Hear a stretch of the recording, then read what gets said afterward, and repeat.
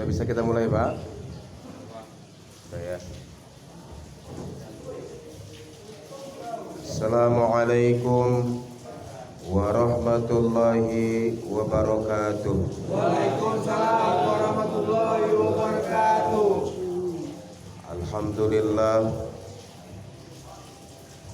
Nahmaduka ya man awdahta lana subulal hidayah wa ajahta amma sairina gisawatal giwayah wa nusalli wa nusallimu man arsaltahu basyiran wa nadhira wa da'iyan ilallahi biiznihi wa sirajan munira. Asyhadu an la ilaha illallah wa asyhadu anna Muhammadar Rasulullah.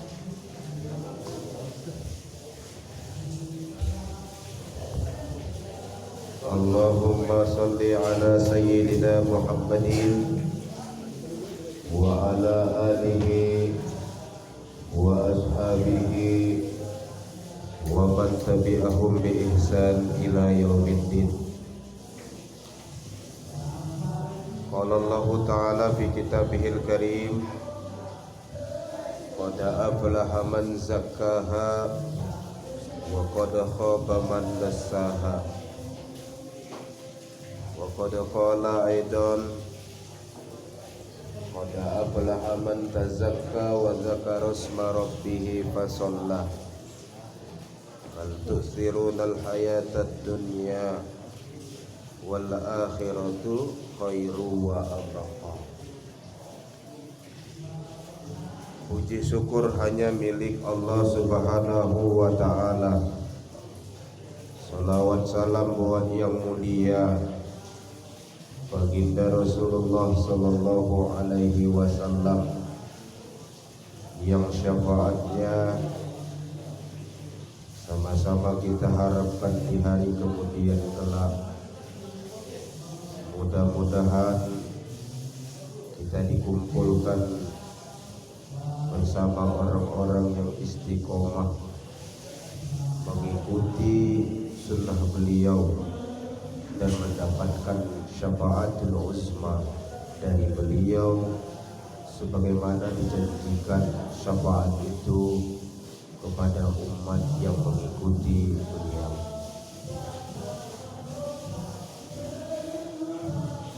Kemarin kita banyak bercerita tentang takdir.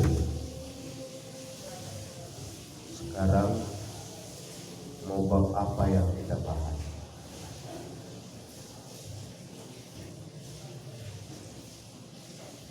Gimana kalau yang kita bahas itu tentang rumah tangga?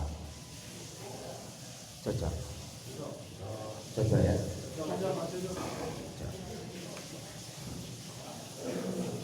Karena kita umumnya orang-orang yang sudah berumah tangga, nggak ada salahnya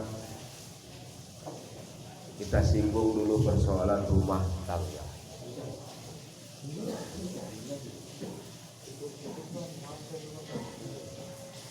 Orang tua kalau ada anak perempuannya, tanggung jawab ayahnya mencarikan jodoh terbaik buat anak perempuannya. Tanggung jawab ayahnya itu dalam Islam.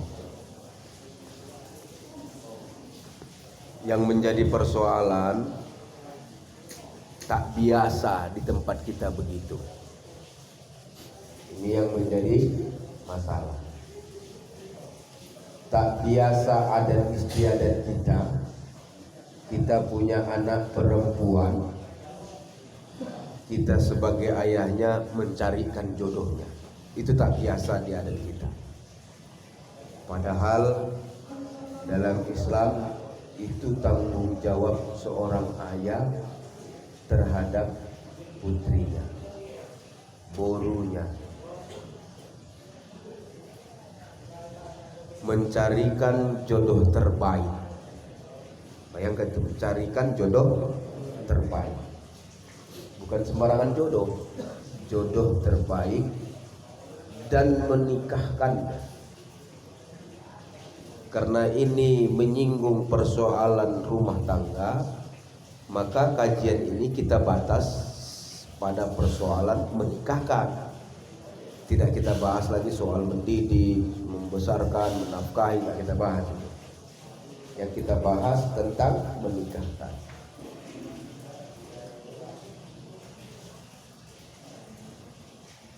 Kemarin ada yang menjadi pertanyaan, kalau anak itu anak zina, sudah kita tuntaskan jawabannya. Sekarang tidak kita bahas itu. Yang kita bahas anak kandung. Berkewajiban kita sebagai ayahnya mencarikan jodoh terbaik buat anak perempuan kita dan menikahkannya.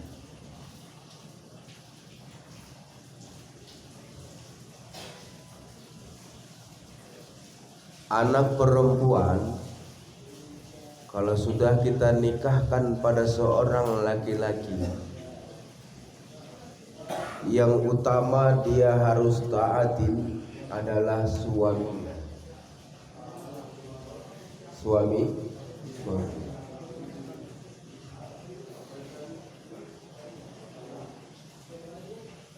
Makanya carilah suaminya yang bisa dan yang pantas untuk dia taati, bisa mengayominya dan pantas untuk ditaati.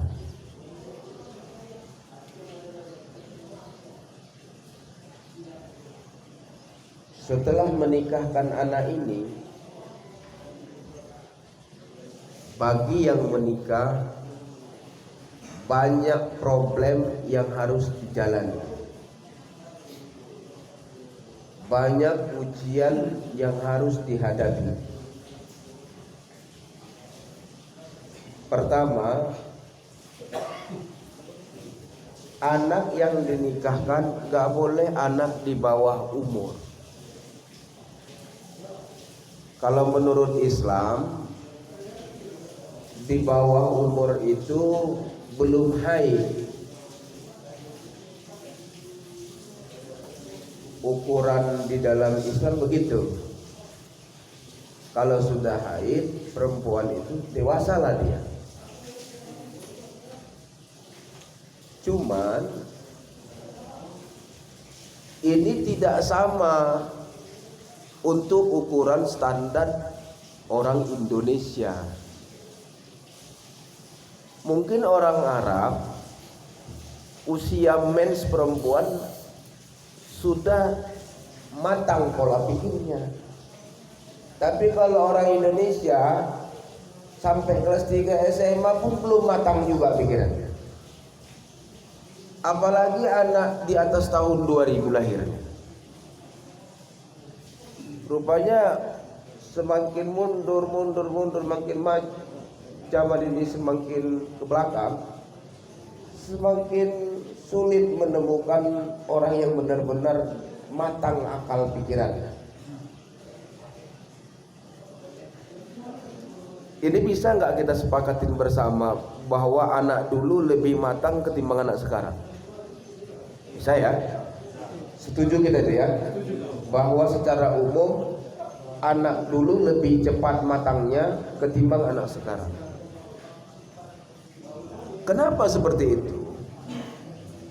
Karena anak sekarang itu kurang mandiri. Apalagi kalau anak pembantu. Wah, payah mandirinya itu. Tahu anak pembantu? Tahu nggak anak pembantu? Sikit-sikit pembantu, ngasih makan pembantu, yang memandikan pembantu. Ini sampai besar. Sikit-sikit pembantu, ya. Ini payah matangnya, Pak. Maka menurut standar orang Indonesia, anak perempuan dianggap matang di atas usia 20 tahun. Di atas usia 20 tahun.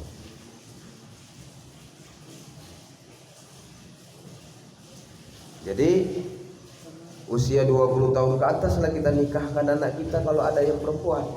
Kenapa? Karena di situ sudah mulai matang pola pikirnya. Apa efeknya kalau dia kecepatan dinikahkan? Efeknya dia belum mampu menghadapi problematika rumah tangga yang akhirnya cepat sekali mengambil keputusan, akhirnya timbullah perceraian.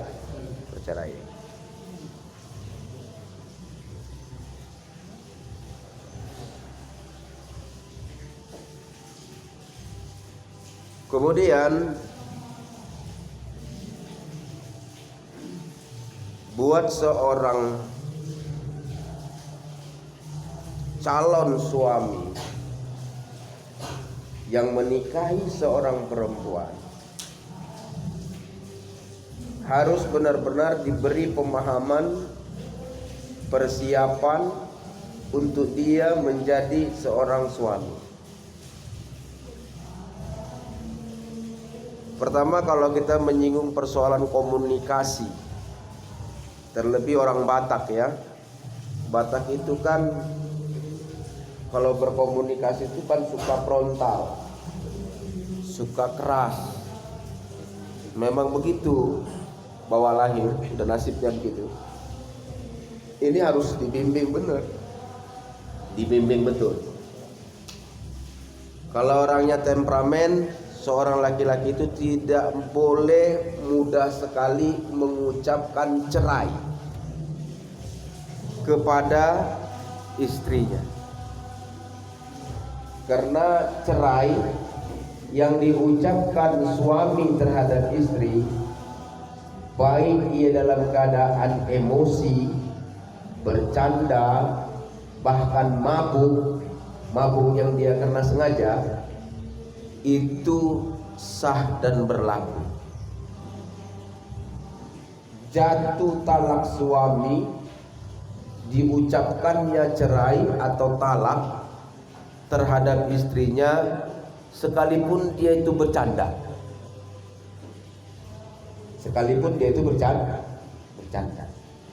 sekalipun bahasa itu bahasa sindiran. Kalau bahasa sindiran itu secara umum terjemahannya cerai, maka jatuh cerai itu kepada istri.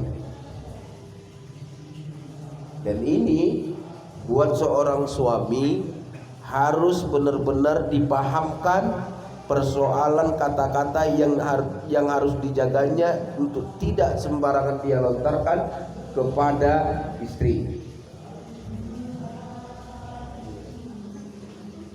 Kemudian selanjutnya disampaikan kepada seorang suami yang baru menjalani pernikahan bahwa tanggung jawab dia mendidik, memberi nafkah istrinya, baik itu sandang, pangan, papan.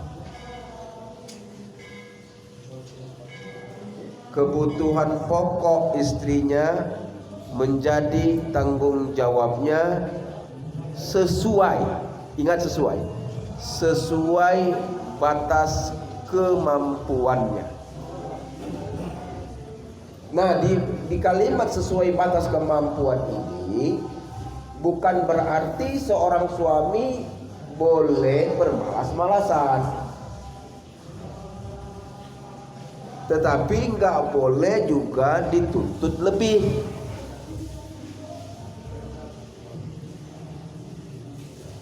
Apa aja yang menjadi tanggung jawab suami terhadap istri dan keluarganya ataupun anaknya? Pertama, makan.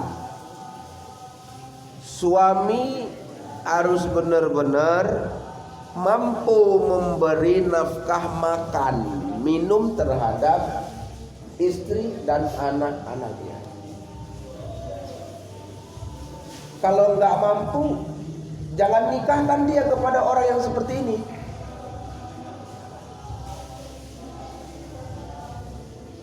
Kenapa? Karena untuk itu aja dia tidak mampu.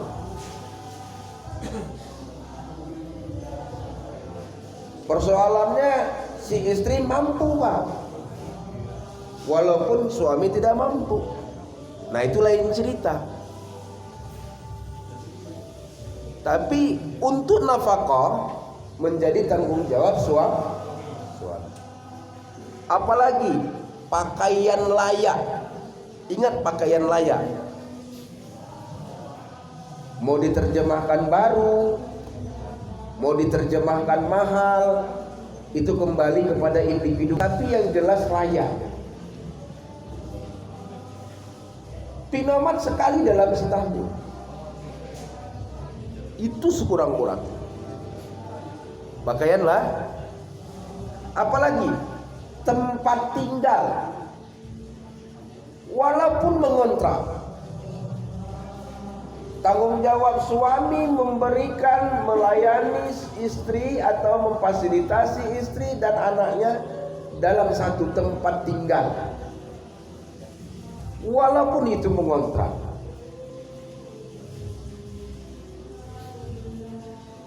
Jika tidak mampu, jangan nikahkan dia kepada orang yang seperti itu.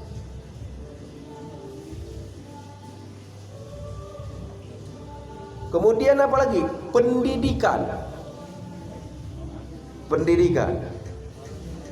Seorang suami harus memang mampu mendidik istrinya dan anaknya kepada hal yang baik atau ilmu pengetahuan, baik dia ilmu pengetahuan hidup maupun ilmu pengetahuan agama.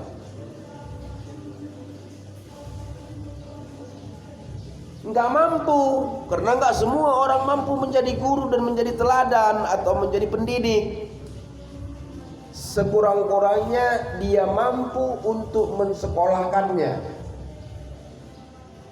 atau memanggil guru untuk dia membiayai guru ini mengajari keluarganya. Kita punya istri, umpamakan aja istri ini jauh dari ilmu pengetahuan maupun agama. Kita tahu tanggung jawab kita memberi bimbingan kepadanya. Kita nggak tahu, maka tanggung jawab kita memanggil guru untuk membimbing ini istri, memakai tangan orang.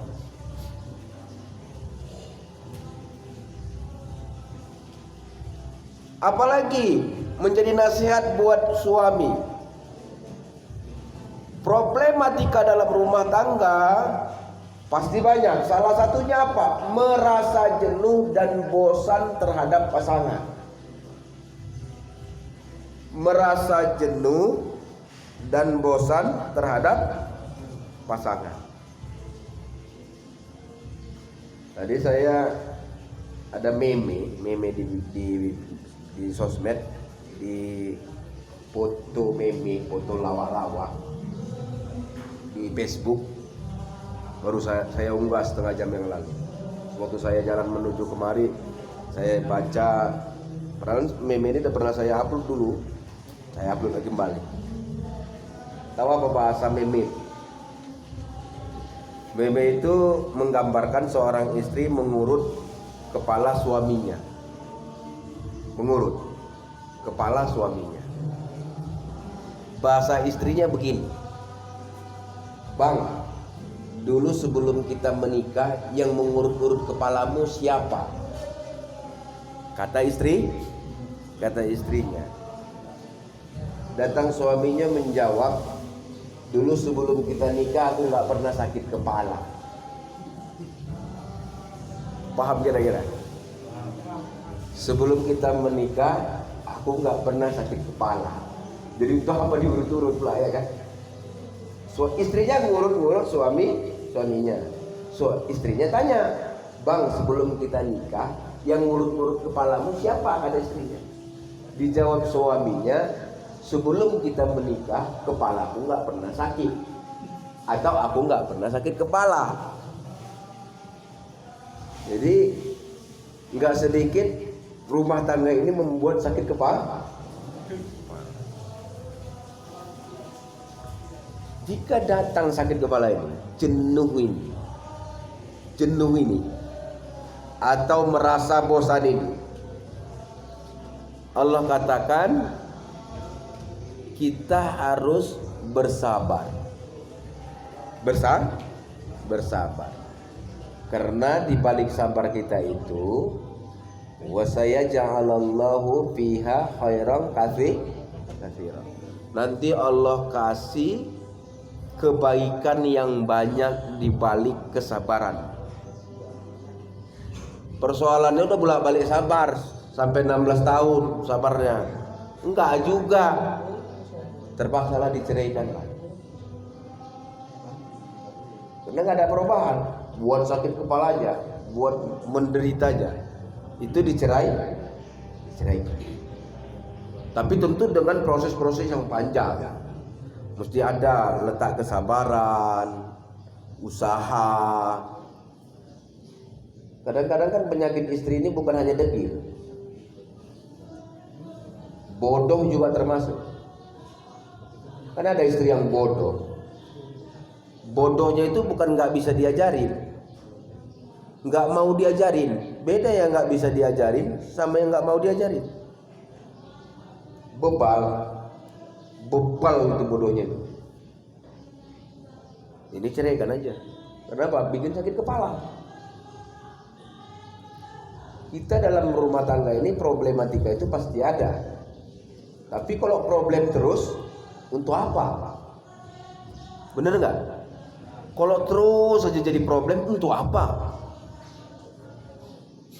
Itu malah menjauhkan kita dari hal-hal yang positif.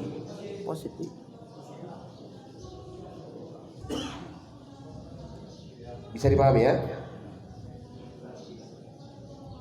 Kemudian kalau kita mempunyai tanggung jawab dalam rumah tangga sampai kepada hal yang terkecil. Apa itu hal yang terkecil? Aurat istri kita, aurat anak perempuan kita, tanggung jawab Ada orang nggak masalah bagi lakinya istrinya bekotang aja, tinggal berhutang ya lagi bininya itu, nggak masalah bagi lakinya. Ini tanggung jawabnya besar di hadapan Allah.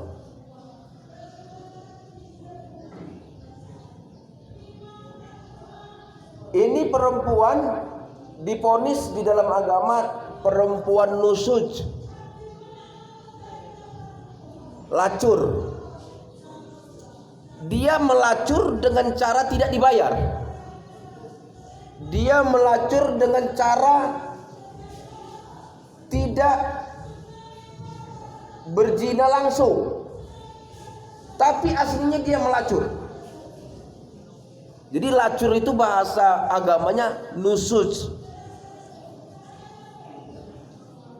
Suaminya nggak ada cemburunya, Pak. Ditengok betis paha bininya nggak ada masalah sama dia, ya kan? Ini suami yang macam ini dayus. Walaupun suaminya ini rajin ke masjid, ini nggak masuk surga, Pak. Jangan dikira dia masuk surga. Enggak.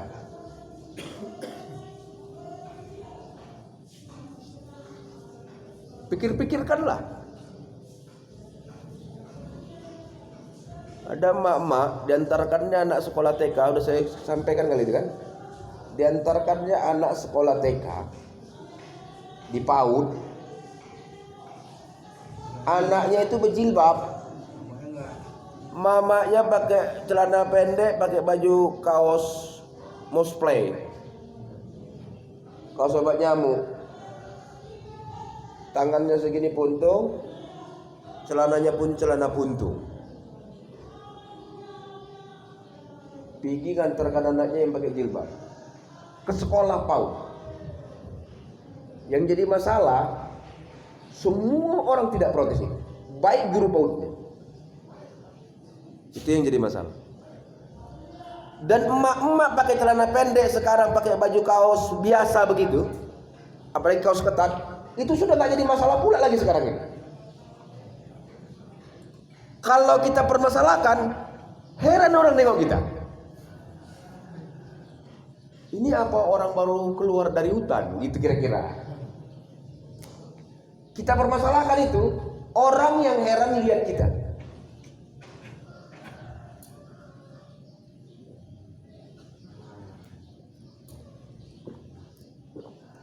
Terus kalau udah seperti itu, apa solusinya? Solusinya kembali kepada Quran, qu anfusakum wa ahlikum nar. Cukup kamu pelihara diri kamu, keluarga terdekat kamu dari ancaman api neraka. Kalau orang lain menganggap itu biasa, biarlah orang lain. Sekurang-kurangnya dirimu, keluargamu yang terdekat yang bisa kau selamatkan, selamatkan. Karena kita ini umat yang menjadi agen perubahan. Siapapun kita, tugas pokok kita, wajib hukumnya bagi individu kita menjadi agen perubahan. Kalau bisa, salah-salah yang dibiasakan tidak lagi terbiasa disebabkan upaya kita merubah diri keluarga kita.